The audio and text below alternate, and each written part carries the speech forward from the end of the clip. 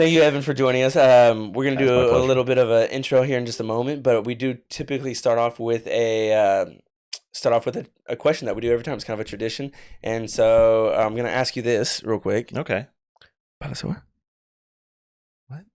Exactly. Welcome to the 17th episode of Pilots Say What, where we hear what pilots have to say. And yes, like I said, today we have Evan, and my name is Zach. I am your host. You might know me already, but today we're going to talk a little bit about, what makes a good instructor, maybe what makes a good flight program, and then I want to talk a little bit more about planes, mainly because I don't know that much about them. Okay. And I think before, a moment ago when we were talking, I liked where you're going with it, and we'll see where it goes. All right. But that's kind of the general idea. But before we do any of that stuff, let's maybe see if you can introduce yourself, if you don't mind. I think I can. Okay. I think I can do that. I've done it once or twice before. Okay, cool. So I'm Evan Christner. I'm a CFI with Thrust Flight. Mhm. I've been in the program from start to finish. I was a zero time. Mhm. So when I did the zero time to airline, I actually came in zero time as well. Mhm. Took me about 14 months from relative start to finish Mhm. before I got hired into Thrust. Mhm. And I've been a Thrust CFI for about 2 or 3 months now. Right, and that's including that timeline is including you being a CFI already, right? Yeah. And so because I mean, Yeah, so I was already technically a CFI before that 14-month period, Right. but that's just the 14-month Working mark as- was about where I started working at Thrust. Yeah, Okay. so That makes sense. Just like the, so they know, because sometimes people are like, oh, I finished the program in like 7 months, but they're not including anything CFI related in terms of Oh, like yeah, working yeah. or anything like that. Yeah. But this is zero time to airline, so Yep. that means that we're including the hours in the program. Oh, we yeah, we yeah. want to get you guys working wherever you want to work, so that's pretty cool. What made you want to become a pilot, honestly? Honestly, I've always loved aviation, but I took a discovery flight back in 2021, Uh-huh. and so I did that discovery flight with Thrust, and it was just it was eye opening for me. It's what I wanted to do. I realized this is I wanted to change my office. This is what I wanted to do for the That's rest of my awesome. life. So I used to work at Amazon as a logistics manager, Mhm. and basically every single Amazon trailer you see coming in and out of Texas probably went through one of my yards. Oh, wow. But yeah, it was just eye opening for me when doing that discovery flight. And that's when I started to save up to go to the ZTA program, and then joined in the ZTA program sometime later. Mhm. Yeah. That is probably one of my favorite things to hear people talk about is taking a discovery flight and how they how a light bulb went off. Oh, it's And awesome. like, oh, this is what I want to do. Especially for like, men who maybe have been working another job. I Mhm. mean, it's easy just to kind of work. I say easy. It's actually kind of hard, but many people find themselves in a situation where you're just working a job. Yeah. And it's like, this is what you do. Yeah. Everyone's got to work. Yeah. But it's so cool to hear people say, "No, I really love doing this." So that's great to hear. You said you had like pretty much no experience before this? Yeah. No, I had absolutely no experience in the plane before this. But you had like a sense of interest? Oh yeah, sort no, of? I've always been interested in aviation, Yeah. but it's just one of those things that I never acted on. I didn't Mhm. realize how much I loved aviation until I actually jumped in. Yeah. So it was just eye opening experience for me. It was Well, I'm wondering what led you to that discovery flight. Did you talk to someone? Did you see something on the internet? honestly, I actually saw ads for Thrust online as well, Mhm. and that actually got me really interested in that. And I mean, hearing the news about the pilot shortage as well kind of Yeah. helped spur things along. But Yeah. seeing the ads online for Thrust and like looking at some of the older YouTube videos that they had posted, it was like, okay, this could be something that I could do. Yeah. And so that's when I jumped in with that discovery flight, and it was just a fantastic time. I mean, I loved it. All said and done. So you took this discovery flight. What month was this? Do you remember around when this geez. was? It was 2021. I think it was August 2021. Yeah. Yeah. What the reason I ask is I'm wondering. All right, you take the discovery flight. You're like, oh, I want to do this, but then there's some things to figure out, right? Oh yeah, I mean, you got to figure out getting your medical, doing all the like getting the plan out for the program and whatnot. Mhm. And I mean, you also want to worry about is the program what you need? Right. So sometimes you have to worry about the requirements of the program and like what it Mm. satisfies and whatnot. So looking at Thrust, I mean, I saw they have like the comprehensive list of everything that zero time to airline program covers, Mm. and I mean it ticked all the boxes. Yeah. This is exactly what I wanted. So I was like, okay, I think I have my option. Yeah, It's like, it when I hear people talk about thrust, and a lot of schools probably are like this, but Mhm. I mean, it's nice to go somewhere where everything's like a one-stop shop. Oh, Like yeah, it's yeah. kind of all laid out for you, and you follow along, you do Yep. what you're supposed to do, and you're gonna be in the right place. For you, then I'm wondering how long did it take before, like from the discovery flight to like, okay, you know what, I'm enrolled and I'm starting. Like So that must have taken a little bit of time, it right? did take a little bit of Yeah. time, and mostly because I was a little bit of a special case with my medical, Mhm. but that's since been resolved, we'll Mhm. say. but probably took about 14 months waiting actually for my medical. But Yeah. again, special case there. Yeah. But nonetheless, Nathan was with me like literally every step of the way throughout the progress with my medical, and like just checking in on me, like, hey, how are you doing? How are things going? Giving me advice on things as well. And that's kind of also what sealed the deal for me to choose Thrust, because these people are looking out for me before I even started. Wow. So it's one of those things that's like, I think this is where I wanted to be. So, You know, and we hear a lot of people talk about Nathan calling in and talking to him, and him being like one of the main people you talk to at first. That feeling though of like having someone, like you said, investing in what you're doing. Like that kind of carries on, right? Or how much does that change? Yeah. I mean, it's one of those things that, I mean, it carries on through the instructors to the students as well. It's just one of those things that you just pass it on, pass it forward, so to speak. Yeah. I mean, the culture here is I mean, there's been a lot of change here in the last year, actually. Yeah. Because we've had a lot of instructors go to the airlines, and we have a lot of new instructors coming in. But despite that change, I mean, the culture is still a student focused and a program focused on the students. Yeah. Sorry, I just kind of No, that makes total sense. So I get what you're saying. Because, you know, I signed up for something. There was like basically I had to start a program for something, right? Yeah. And I remember like getting in was like, oh, the guy was like super present and nice. And when I got in and I had to follow the next like 7 months, like it wasn't the same. And so that's why I'm always wondering, like, it didn't really feel like that. No, not really. Yeah. No, Yeah. I was when I was a student, I was consistently being checked in on with my instructors on a regular basis, and that's something that I've passed along to my students. Is that even students that are not my students anymore, I'll stop and talk to them, say, hey, how are you doing? Right. Is there anything I can help you with? Just very regularly checking in on all of your students, like even if they're moved on to another rating and I don't have them for that next rating, I'm checking in on them. It's one of those things where it's like you want to be able to help your students regardless of where they're at. Right. That's what you're trained to do. Absolutely. Yeah, it's what you're trained to do. So you need to be able to help them at every step of the way. Yeah. But being able to go above and beyond like that, and making sure that like every single student you have or have had is able to just progress nicely at a good pace, and then just not feel lost or confused on anything. Yeah, I like that you said above and beyond.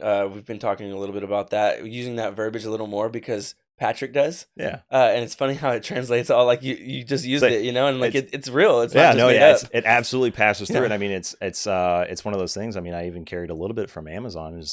Amazon, their core tenet is, or one of them is, insist on the highest standards. Yeah. So it's one of those things, above and beyond, insist on the highest standards. It's the same thing. Yeah. But yeah, no, it definitely passes on to the students. Just one of those things. You want to make sure you're delivering that top quality instruction to the students as well, making sure they're understanding everything.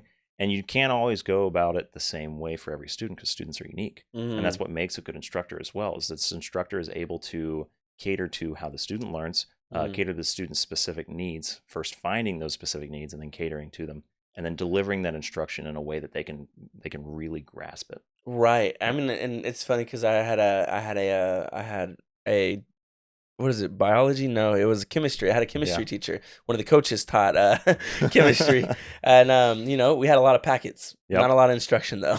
You know, and I don't necessarily learn like that for you. When you were like on the student side of things, are you more of a like how do you learn? Do you have like a learning style? Do you ask a lot of questions? Are you a study group person? Like, how did that go? I definitely prefer studying in a group or with a partner. I can't recommend that enough to other students as well. Like, studying with a partner will definitely help you out more than anything else. And there's plenty of people there to study with. There always is, right? Or there always are students to study with. But yeah, I mean, I'm versatile with how I'm able to study. There were times in the program where I would self-study, and it happened just because my schedule didn't work quite as much with some of my peers. There were times where I'd group study, and there were times where I'd watch videos online, or we'd discuss things in group settings, or just doing one-on-one study sessions with a buddy or so. Yeah, and that's actually helped out tremendously. Wow, okay. I can tell you right now, I got further with the study buddy and or the groups than I did by myself. And well, and we do hear that too, though. We hear that a lot of people like to study in groups, and that's kind of like what they found themselves doing here. Yeah. And to me, that almost sounds like it could be intimidating if I hear that, like, oh, now I gotta like get along with people and stuff. Like, not like I don't want to be antisocial, but I could be like, oh, what if I don't really get along with everyone? But it seems like everyone finds someone to get along with. Yeah, you always will. You always will find someone you get along with. But another thing is, you gotta put that aside. I mean, we're all here for the same goal. Yeah. And even though for some it might be a competition, we're all trying to reach that same goal. So why not help them? Why not help them reach that goal? Yep. I mean, I'm at a different stage in my goals, which I share the same goals as a lot of others trying to go to the airlines. Mm-hmm. Now, me personally, I want to stay as a CFI for honestly the rest of my life. No. I enjoy instructing a lot, but I mean, yeah, I eventually do want to go to the airlines just for that experience. Yeah. But yeah, I mean, despite being at a different area of my goals, and I Mm-hmm. may share the same goals as someone else, I mean, it's my job as an instructor to help those students to get their goals Mm-hmm. and get there as quickly as they can or as quickly as they want to. Like it doesn't matter. I mean, I'm going to get there eventually, Yeah. but I mean, might as well help others along the way. Yeah, You I know? mean, when you have a shared goal, regardless Yeah, of whether or not there's competition, it becomes a little more friendly. It yeah. sounds like, Why not work as together? yeah, exactly. Yeah. So I like hearing that. Then, when you were a student, what kind of role did the CFIs that you interacted with the most? What kind of role did they play in your journey? The reason I ask this is because I kind of want to, kind of want your take on what you felt like was most effective for you from an instructor, whether it be at Thrust or anywhere else. I mean, you were at Thrust, so Okay. but So, I mean, a big thing for me was a lot of the instructors also ended up being pretty good friends with me for the most mhm, part. And like getting along with an instructor as a friend, I mean, that definitely helps. mhm, You're more receptive to their instruction. You're more receptive to them as a person. mhm, There's less anti-authority, which is one of the mm, hazardous attitudes in aviation. But there's less anti-authority because you respect the person already. You already get right. along with them. So you're already immediately more receptive and open to their communications. Mhm. So I mean, it helps out a lot when you're. So I've had quite a few instructors throughout my time at Thrust. I mean, they're pretty good friends. Some of the learning in the ground Mhm. courses seems like it has a lot to do with those sorts of concepts, like mentally like preparing yourself on Yeah, how to like yeah, maneuver in aviation, whether it be like flying mentality or yeah, how to talk to others. Do you mind if I ask you what are some of those main things, like almost like in a list form? I'm just yeah. curious. So I mean, you've got a lot of different things. Yeah. So it's all about risk management Mm, in aviation as a whole. So I mean, you've got PAVE. So we use a lot of acronyms in aviation as well. So you've got PAVE, you got pilot, aircraft, environment, and external pressures. So you as yeah. the pilot, are you safe to fly? I'm safe, which is another acronym. I mean, you've got Yeah. your illnesses, medication, Right. stress. Um, Yeah. No. No. I'm hearing it. stress, anxiety, fatigue, eating Yeah. emotion, all kinds of different things like that that affect you. Uh huh. Um, and then you've got the aircraft. Is the aircraft airworthy? Is it good to go? Are there any inoperative Mm, equipment on the aircraft? Like, is it good, safe to fly? yeah. And the environment, it's simply put, how's the weather? That's Yeah.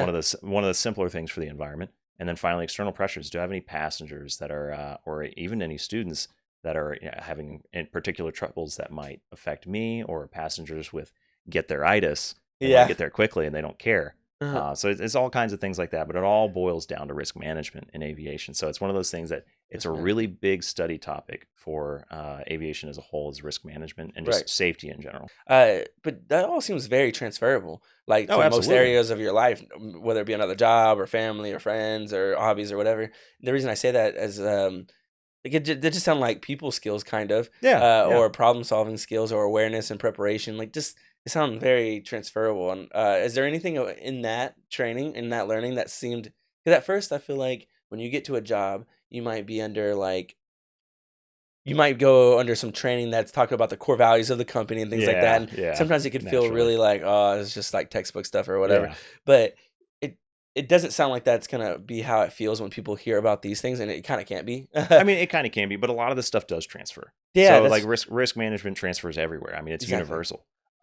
So I mean, I used a lot of my risk management skills Mhm. from Amazon to transfer over to aviation as well. Mm, So I mean, there are things where you're seeing things before they happen, or you're avoiding the risk, or you're mitigating those risks before they happen. It's just one of those things they transfer universally. And exactly. honestly, like that you have the decide model for risk management as well, Mm, and that one is simply I feel like they just broke it down psychologically speaking, that's what I'm wondering, yeah. just general risk management. How do we react to these things, Mhm. and then break it down to a process, codify that process, and then distribute it for the at least for the aviation world. Right, I like that. I'm gonna look into that a little bit more, maybe ask a couple more students about it. Yeah. Um, maybe risk management could be a topic, but, Oh, absolutely. It absolutely is. right, that's what I'm saying. I wanna discover that a little bit more. It's not always the most interesting topic, but Right. it's definitely a bigger one. Well, it's that's what I'm wondering, like, when I'm maybe we'll move on after this anyways, Yeah, but, yeah. I'm curious about when you started learning about some of those, risk management things, or you at least had to go over it anyways.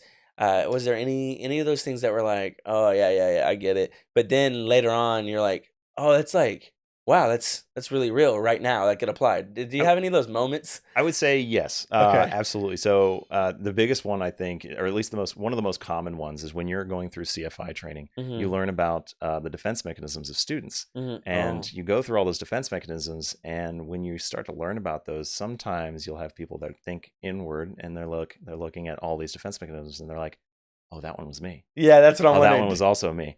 So it's one of the more common examples through Mhm. that. Is it is Yeah, the not risk management, the defense mechanism, right? defense Yeah. mechanisms. No, I love that terminology of defense mechanism. Did you? Oh, do you feel like you would have like taken in the concepts of the defense mechanisms if you learned them like at the beginning of your journey rather than when you became a CFI? I definitely would have been, if I learned it before CFI, I definitely would have been more likely to put them to the side, so to Right. speak. But there are some risk management principles that you do start. Yeah, I mean, you learn risk management from the very beginning, Yeah. and it's literally pushed through the entire step of the way. I mean, you're going through risk management the entire step of the way, and it's only Mm. getting more and more in depth as Yeah. you move, and like say you move to instrument. Now your risk management involves Mm. specifically weather and flying through the clouds and anything Yeah. like that. Then you move into commercial. Now your risk management involves passengers and Mm. more commercial items. And then you go into CFI, and now your risk management involves students. So Yeah. it's one of those things where risk management it was present from the very beginning, Yeah. but it just increases in scope as you progress through the program.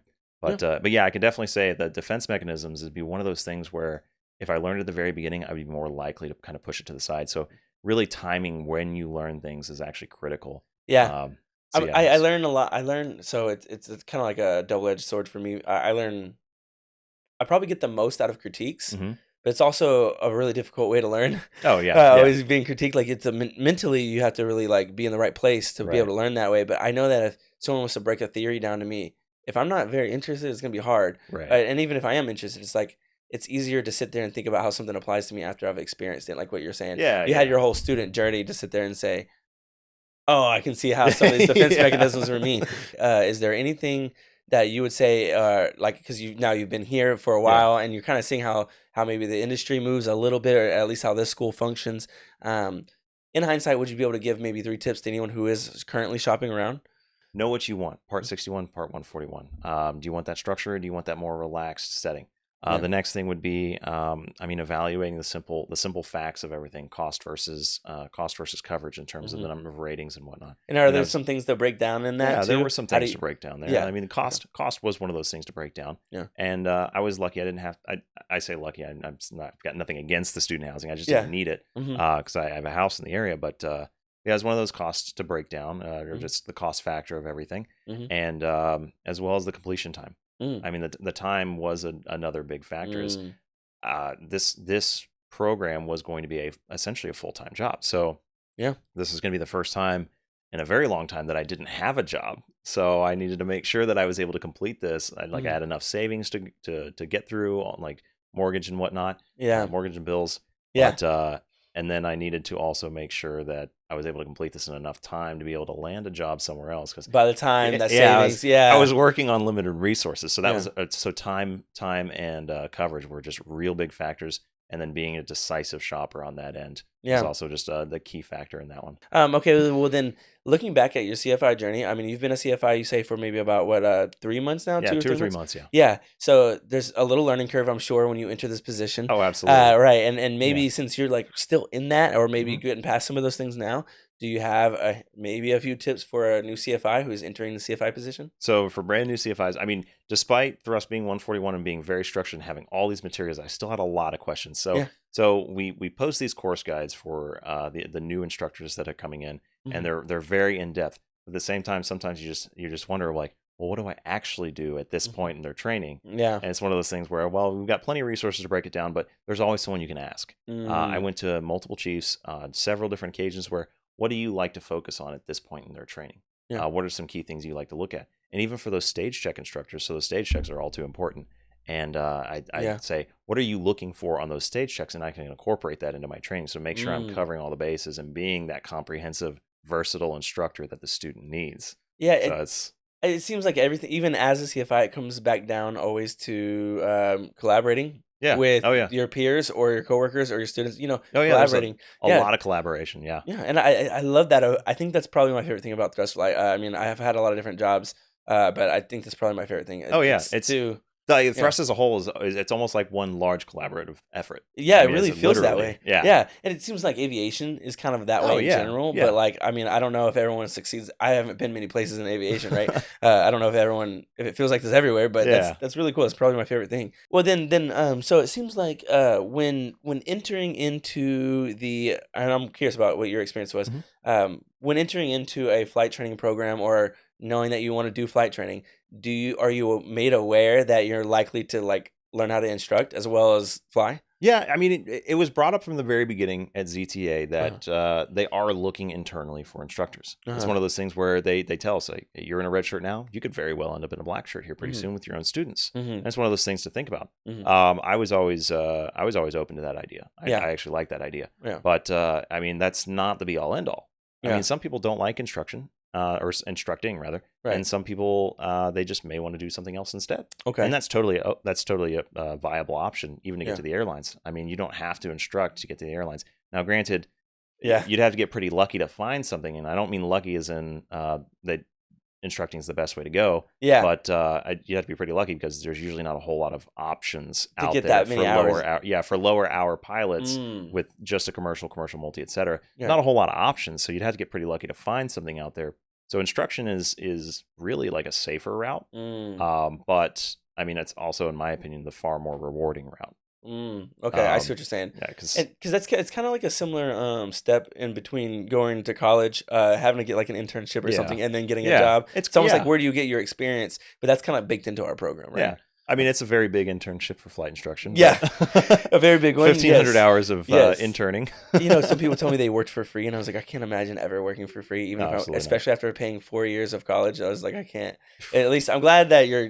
I mean, look, I'm not gonna. I don't know how much you get paid, but I'm saying I'm glad you're not working for free. Oh, no. I mean, So- it's so, yeah. if I was able to, if I could afford to You work still for would, free, right. I mean, for flight instruction, yeah, I wouldn't really mind it that much. That's awesome. I mean, that's how much I like flight instruction. Yeah. But I mean, obviously, Well, yeah, that's cool. I guess in my mind, I didn't know that when I first started learning about becoming a student pilot, Mhm. I didn't know that instructing is likely to be a part of your journey before you get to the airlines. oh, absolutely. So I didn't even know that. So, Absolutely, and honestly, even if you don't plan on being an instructor, the more you're able to teach someone else, I mean, the better you're going to know it. yes, Yeah, if and you can teach someone else, the more you know it.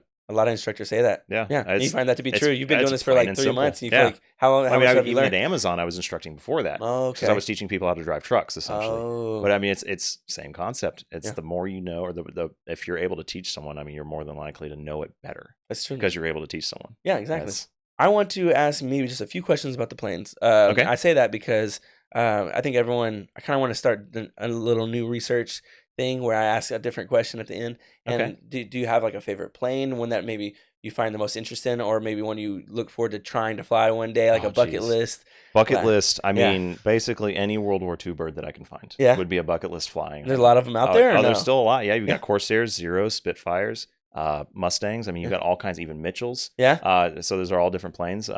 And what is it but, about those planes? I don't know. It's just this is where aviation really started to Mm, advance Yeah. In leaps and bounds. Honestly, it's and not I that mean, even long now ago. it's still I know, and it wasn't that long ago. Yeah. And it's one of those things. It's just it's interesting to me seeing how Yeah. these old warbirds work and just how powerful they are too. I mean, you used to be able to take. Well, we don't have we got Texan, which is kind of close to a Corsair. Yeah. But I mean, you'd have Corsairs that are so strong that when they take off the carrier, if you're not putting in the right control inputs, you could just roll right over just because there's so much power in the engine rotating that airframe around, Yeah. and it just lose control. Imagine it's- I learning mean, to it's- fly in those I know, things. right? Yeah. It's crazy to think, but Mhm. I mean, it's actually really interesting, and I'm being able to perform all kinds of crazy maneuvers. Yes. Like in a Spitfire, I mean, performing that 10-second turn at 150, 180 knots. I mean, it's just so interesting to me. Yeah. No, I mean, Yeah, hey, man, I look forward to seeing you do some of these things. I'm curious, what have you flown so far Have I you flown mean, anything like outside of like a so few? naturally, I've Yeah. flown our archers, Right. but I've also flown a decathlon, which was part of the training program. Okay. So during the CFI spin training, we fly a super decathlon, or if we're lucky, we'll get to go fly on the Game Game Bird? Bird. Yeah, if Yeah. we're lucky, we get to go to the Game Bird.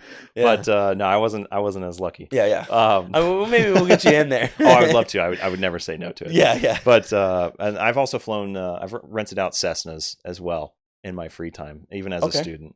It's hard to find something right now because everybody's doing flight training. But earlier on, when I was a student and things were still ramping up in terms of the flight training world, I was able to rent out a Cessna a few times. And like, I went up to St. Louis one time, just had a really nice little awesome. cross country. Took my family up there. So And that's the really, Cessna too? yeah. No, Oh, I that's fun. I took my wife, my brother, and my two birds actually Yeah. in a Cessna to St. Louis. That's So wild. it was Did really the birds fun. handle it? Oh yeah, they handled it just fine. I don't know Yeah. how that, I mean, I guess they're used to being in the sky, right? I mean, they are all well, maybe not at Maybe not 6,000 doing feet. it. But Okay, yeah, exactly.